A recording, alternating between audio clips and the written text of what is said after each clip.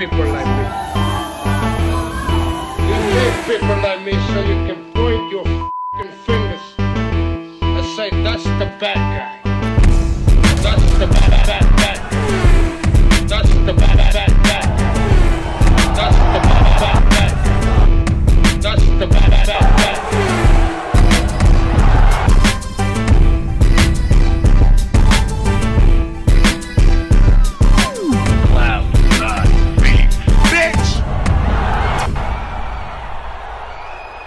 Welcome to the motherfucking relay. We're covering today's top boxing news. Ow! The WBC did order that fight. There was a previous order for Chantel Cameron, interim champion, to fight Katie Taylor.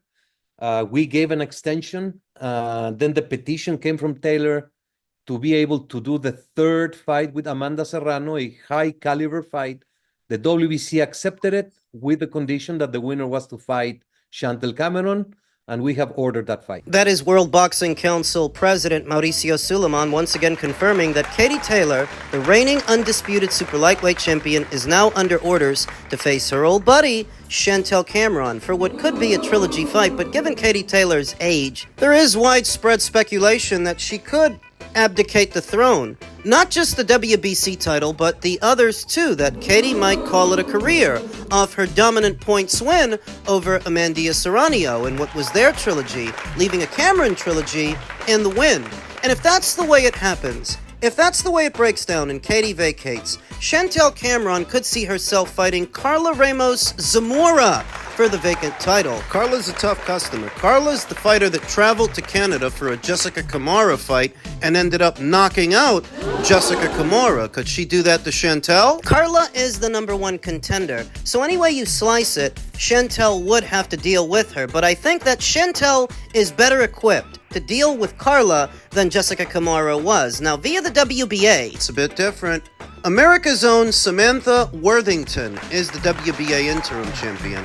If Katie Taylor vacates, Samantha will either be elevated to full champion or she will have to face Belgium's own Oshin Diriyu for the vacant title. And that is via the WBA. Via the WBO, a familiar name, a familiar face. Former WBA lightweight champion Anaí Sanchez is ranked at #1. If Katie Taylor vacates, Anaí is in a pole position to not just pick up the WBO, but the IBF title as well. She's #1 with them too. You may be familiar with that name because Anaí Sanchez is the very first world champion that Katie Taylor fought. She held the WBA title at the time. I remember the day before the fight at the weigh-in, she blew the weight and lost the title on the scales. Katie ended up winning it anyway. I wasn't aware that Anaí Esther Sanchez was still fighting. She has been. It's been pretty low on the radar. And given the lay of the land at 140 pounds,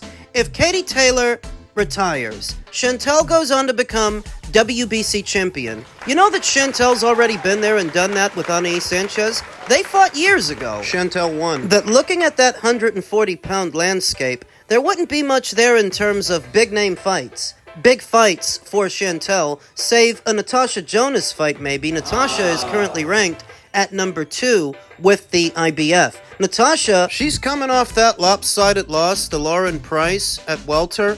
I could see Natasha moving down because she hasn't retired yet. It's been months, and she has not officially announced her retirement. Maybe she sees an area of opportunity campaigning at 140 if Katie Taylor retires, and maybe she's waiting out that situation. Something to consider. If Katie walks away, what becomes the biggest and best fight to make at 140 would have to be a Cameron versus Jonas fight. Why Jonas might take it is because MVP would be the ones paying for it. Right now, for a woman boxer, MVP is the place to be, paying the best money. And it just so happens that Chantel Cameron was recently picked up by MVP, making that fight a distinct possibility. That even if Cameron versus Taylor 3 doesn't happen, this might. What else may be coming down the pipeline? Rumors abound. Shakur Stevenson versus Teofimo Lopez is said to be next for either January or February of the coming year. Now, Aside from just being a rumor, what lends credence to the notion this might happen was the back-and-forth exchange we saw between Shakur and Teofimo a few days ago, where Teofimo mentioned January, returning to action in January. Remember that I highlighted that? And I figured that Teofimo Lopez was going to take the rest of the year off. What else lends credence to the notion that this may be happening is Eddie Hearn recently mentioned it in passing as a fight that TKO might stage in the coming year. Bang. Really good fights. I don't think so. I think what TKO will do is they will do this league, which I think will be smaller names in, what they will sell as competitive fights and building stars. And then I think they'll do, maybe 4 shows a year, maybe like the Haney Garcias, the Shakur, Teofimo, like, the odd Netflix show, something like that, probably, or Paramount. I don't know. I mean, if you find yourself wondering who's supposed to pay for all this when Shakur Stevenson is said to be a free agent, God knows what Teofimo's situation is, Eddie Hearn suggested that TKO might pick it up. Remember when TKO said they planned on doing 2 super fights annually, and they would decorate the undercard with TKO fighters? Eddie Hearn suggested they might do it that way. Just the fact that he brought it up, the fact that he mentioned it in passing, it gives you the impression that behind the scenes, they are doing this. So why would Teofimo walk away from a Devin Haney fight and walk into a Shakur Stevenson fight when stylistically, it's basically the same fight? Shakur Stevenson and Devin Haney are both pure boxers. Why would he prefer one over the other? Why? Could be because one fight required Teofimo to move up and the other one, he ain't got to move up. With Devin Haney, he was likely going to have to move up to welterweight. Whereas with Shakur, he stays put. He's the defending WBO champion. And Shakur moves up. Maybe Teofimo prefers that fight because Shakur would be moving up from 135 up to 140.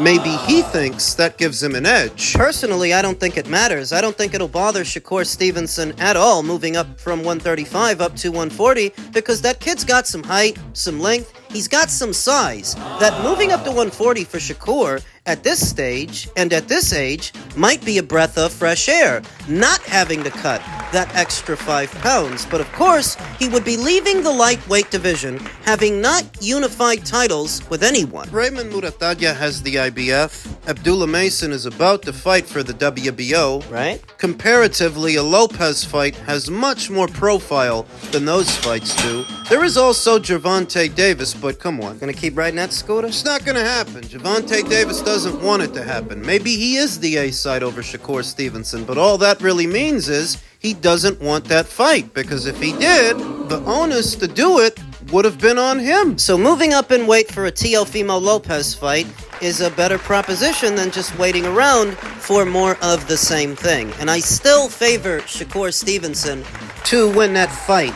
Shakur Stevenson was coming off that big win over William Zepeda, who was throwing punches and bunches. The guy's a punching machine. All 3 minutes of a round, that guy's gonna let the fists fly. Whereas Teofimo, comparatively, he doesn't throw as many punches. He's more economic. By trade, he is a boxer puncher, a counter puncher, not a pressure guy like William. So if Shakur was able to handle himself, and handle himself well, against the volume puncher, Teofimo's gonna be a piece of cake. I thought you said a long time ago that pressure fighters are a pure boxer's kryptonite. In many instances, they are. In many instances, pressure fighters wear down and wear out pure boxers. But they gotta be on the level. That's saying that a C-level pressure fighter will beat a C-level pure boxer. A B-level pressure fighter will beat a B-level pure boxer. And an A-level will beat an A-level. But what happens if you have a B-level pressure fighter and an A-level pure boxer? What happens is the pure boxer still struggles. The pure boxer is still uncomfortable, but they can eke it out.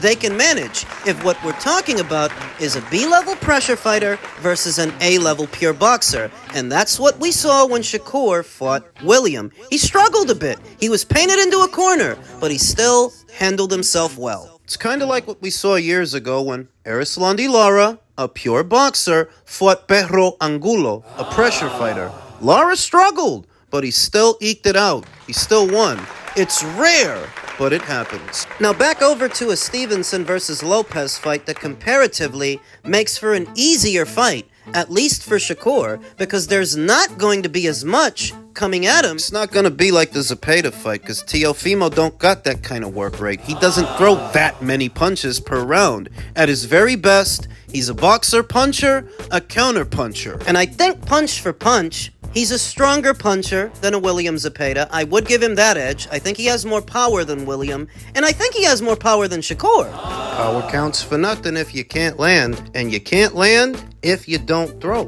Teofimo don't throw that much. You can't forget that even if Teofimo is fully acclimated to this weight, he doesn't have the physical dimensions of a super lightweight, of a 140-pounder. He has the dimensions of a 135-pounder that moved up. Teofimo is not that big a guy. Shakur actually looks 1 or 2 inches taller than him, and I know he's got more wingspan, more reach than Teofimo. That lends itself to Shakur Stevenson's mobility and outside fighting. He's going to deprive Teofimo of countering opportunities by keeping it long and loose and on the outside, fighting from a safe distance. Stylistically, not a barn burner. Not a very exciting fight. Think Devin Haney versus Regis Prograis. Something like that. A younger version. That's the situation. It looks like early next year, Shakur Stevenson and Teofimo Lopez are gonna do the dance. And I like Shakur to win. I like Shakur to win a points decision. This would make Shakur Stevenson a 4-weight world champion against the proven fighter, pound for pound. It's a big scalp. I like Shakur to win. What is the latest with middleweight champion who's actually unified, Janibek? What can you tell us? He seems like the new boogeyman. No one wants to fight him. I think he's the most talented guy in that weight division. Is that why he's getting avoided? Nowadays in boxing, used to be if you have a champion, everybody wants to fight you. Everybody is kind of like, let's fight. Now you have a champion, you have a unified champion, and nobody wants to fight you. Yeah. So they want to avoid you now. Yeah. So it's been talking with Adames. It's been going like for months now. They're talking to each other, on the Twitter, calling his names and back and forth. But when it comes to fight, he's not fighting. Huh. We had the offer. We had the offer from Saudi, which is we signed the same day. Sign it, send it back. Adames didn't sign it, and his management telling me we're gonna do it, but I don't know when. So that's the interesting part, though, Mario. There's been more than once where Adames puts out a tweet, and I'm thinking, okay, we got to fight. And then 24 hours later, we don't have a fight. So here's the interesting thing about... Wait, hold on. They don't have a fight. Reason being, what is the issue? Money. Then people wanted to back up from a fight. They say right away, money is not right. Yeah, it's an easy way. But here's the question that I have for Adames and his people. I know the way it works. What's your other option? Exactly. See, in the past, you could avoid a fight by saying, no, we have other options. We could fight that guy for just as much, if not more money. They don't have no options because my other guy from Kazakhstan, Meirim Nursultanov, is a mandatory for WBC. Okay. So they're in a pickle. Yeah, either make a lot of money or face a mandatory. And I think it's ridiculous that we're in an era now, and we were talking about it earlier. There used to be a time where guys would immediately get to number one. It didn't matter who the champion was. And the great story is Ray Mancini was number one at age 20 or 21. And you know who the champion was? A guy by the name of Alexis Arguello. Yeah. And Ray said, Steve, there was never a thought in my mind of, I hope he moves up. He actually came into the ring. It was on CBS. Yep, I remember that. And so they brought him in, and he just said, Mr. Arguello, it's going to be an honor to fight you. None of this hemming and hawing, ducking and dodging. I think it's actually disgraceful. And my view is, and Adames is a world champion, but we'll get to this other guy. If you're the number one contender and there's a mandate, and if you turn down the fight, I think you should be booted from the rankings. Do you agree or disagree with us? Yes, you can't hold up the division. Of course. If if you're not fighting, you're mandatory. I would say you have to go right away in the very end. I agree. And let's assume, Adames, that does not work out. Are there other names that you're considering right now with Janibek? Because we don't want to see him just not fight. Well, first of all, he has a promoter, which is a top rank. So I'm a manager. Right. I'm not a matchmaker. But as to answer your question, I don't think anybody much with big names in the middleweight division. Lara which is also older guy, and he holds a WBA belt. So right now, and Janibek is Janibek very well. Great guy. You train together. Yeah, really nice so guy. he's a big guy. He can go. He can go to 168. Easy. But he wants to get unify all the belts at the 160. He wants to. It would seem that Carlos Adames is attempting to squeeze blood out of a grape. Because in Igis Klimas' own words, they said the issue is money. They want more money. Oh, the Saudis didn't have enough money for little old Carlos Adames? So what does he think? That he can afford to hold out? That he can afford to wait? With a mandatory challenger already installed in the queue, you'd be rolling the dice with Mayrim Nursultanov in a fight that would likely pay you a lot less than what you were offered to unify with Janibek. It's not like the PBC has a whole heap of money to throw at a purse bid, and it's not like Adames versus Nursultanov is a hot ticket. Carlos Adames' aversion to boxing on one of Turkey's shows may stem from what happened in the Hamza Shiraz fight, that Carlos feels he should have won, but they scored the fight a draw, though at the same time... What's your alternative? Steve Kim put it best. If you don't fight Janibek and you don't take this money, what are your other options? And if your only other option is a mandatory defense against Mayrim Nursultanov, you better go fight Janibek. Get it over with. There was a time where Carlos Adames was adamant that he wanted that Janibek Alimkhanalai fight. That was before he was elevated to full WBC champion. Afterwards, he wasn't that pressed about that fight anymore, not after having a belt of his own. But the belt by itself is worthless. It's not an ATM. You don't suddenly get a bunch of deposits in your bank account just because you have a WBC title. You have to turn the title into money. And that's what this Janibek Alimkhanalai fight is. It's Carlos's chance to fight in a meaningful fight, the most meaningful fight at 160 for a lot of money. The best money in boxing right now. I suppose that Janibek could always see about fighting Lara, but I think the fight that we all want is Janibek versus Adames. More than Janibek versus Lara. He can go after Lara afterwards. I actually think this fight happens. Based on the circumstances, Carlos can't hold out forever. He can't afford to. And if the fight happens, I like Janibek Alimkhanalai to win. I feel that maybe Carlos Adames is a more dynamic boxer than Janibek. Janibek can be a bit monotonous and robotic at times, whereas Carlos has a bit more wrinkles to his game. But physically, I believe that Janibek is a better physical specimen, punches harder, meaner. He's meaner than Carlos Adames, and I think if they fight, he stops him. I think if they fight, Janibek knocks out Carlos Adames, and maybe that's why Carlos is avoiding this. Sandbagging it. Looking for even more money. He better be careful he doesn't drive too hard a bargain, or he's gonna drive straight into a wall. You got two options. Both of them are from Kazakhstan. Mayrim Nursultanov, for whatever that pays, or Janibek Alimkhanalai in a unification match. Pick your poison. Both fights are dangerous, but one fight pays better. It's really not that hard a decision to make.